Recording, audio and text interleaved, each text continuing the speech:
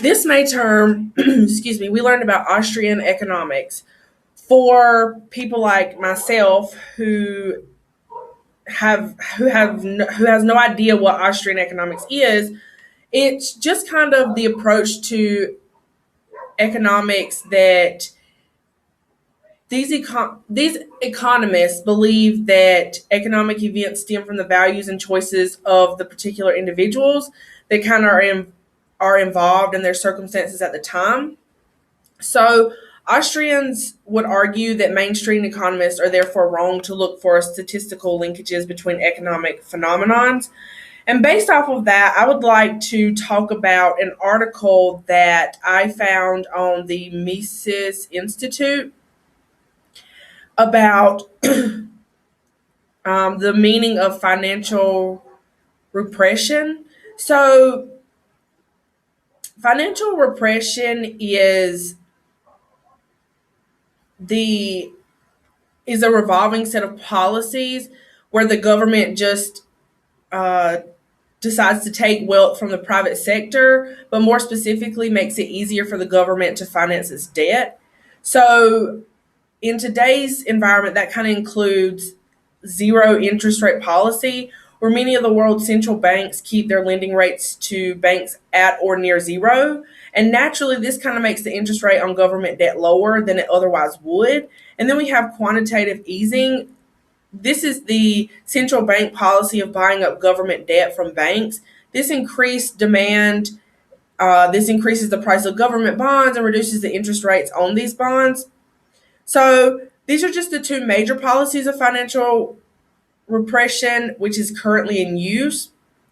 Um, the combination of the two policies have allowed the governments to borrow money both in the short term and long term bonds, kind of like at extremely low interest rates. And this has kept the government's interest payments on the national debt relatively low.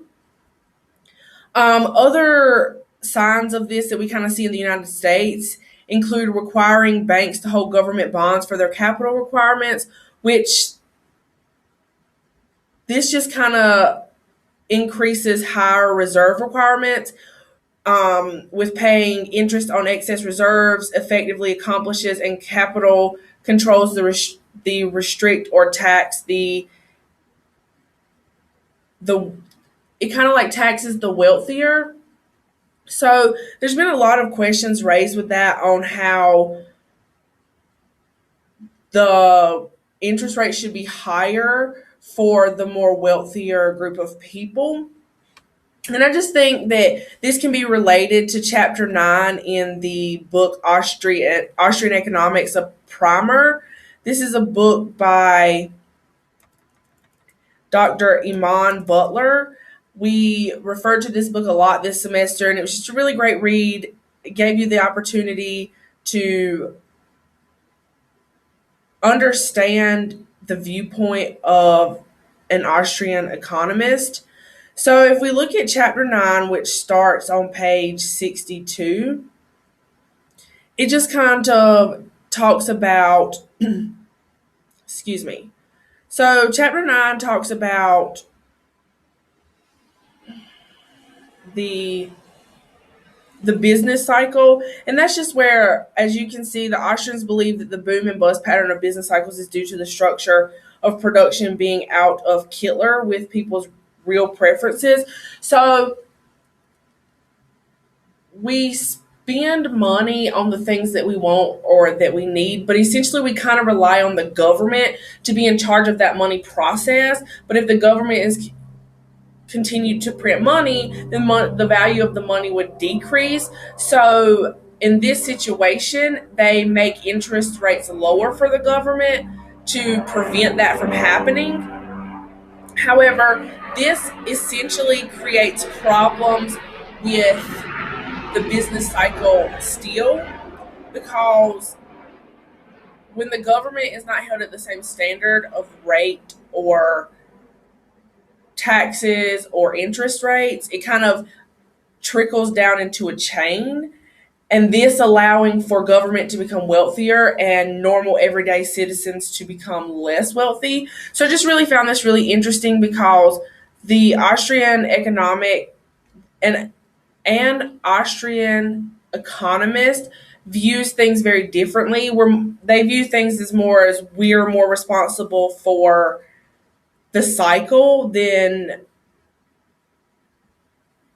necessarily as an individual would be. So if we want the good, the more we want a good, the more we need something, the more likely it is that it can affect society as a whole in a beneficial way.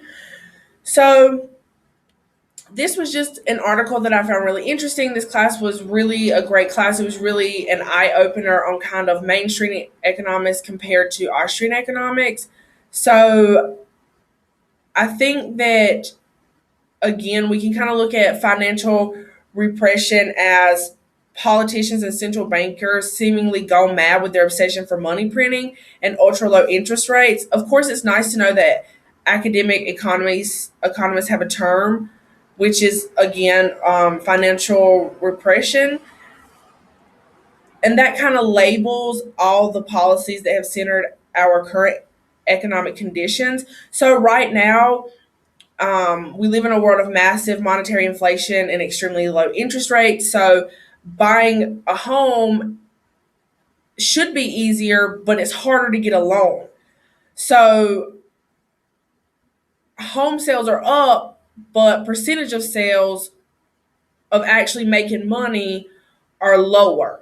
And then we hear all the time that unemployment rate is lowering and more people are getting jobs. But if you look at the United States as a whole and that actual rate of unemployment, you'll see that there's not a lot of people that have jobs. Obviously, compared to 7 billion people in the world and 4.4 billion of that being the United States, there are a lot of people with jobs, but there's also quite a bit of people that don't have jobs. So we're just trying to, Austrian economics just trying to figure out how that can be affected, how the government affects that compared to everyday society. So I think that based off of the Austrian economic view, we shouldn't allow government to hold so much um, obsession with kind of like obsession with money. Yes, obviously it takes money for our society to continue to grow and flourish, but at the same time, if there wasn't such a greed, we could probably benefit more as a whole. So I'm just really interested to see what the future holds with the way our economy is growing or will not grow. So we're just kind of told that the Federal Reserve and other central banks that it's a necessity to stimulate the economy or create jobs or generate economic growth.